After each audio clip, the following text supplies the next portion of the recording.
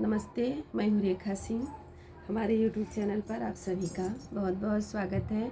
हम आप सबको भगवान श्री रामचंद्र जी का भजन सुनाएंगे। राम ना बिगड़ी है जे कर केहू ना बिगाड़ी जी। राम ना बिगड़ी है जे कर केहू ना बिगाड़ी जी। राम ना बिगड़ी है।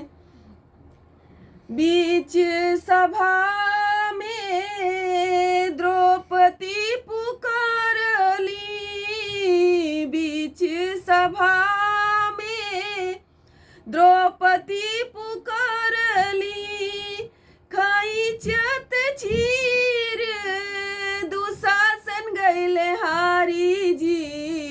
राम ना बिगड़ी है जे कर केहू ना बिगाड़ी जी। राम ना बिगड़ी है केहू ना बिगाड़ी ओ कर केहू ना बिगाड़ी जी। राम ना बिगड़ी है जे कर केहू ना बिगाड़ी जी। राम ना बिगड़ी है।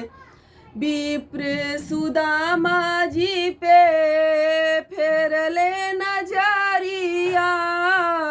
विप्र सुदामा जी पर फेरले नजरिया। झोपड़ी से बनी गईले कोठा अटारी जी।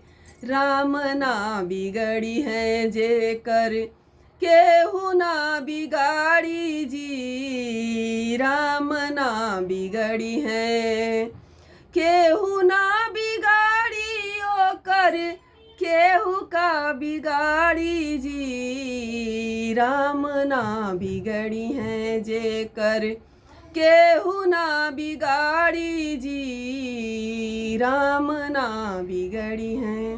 जय श्री राम।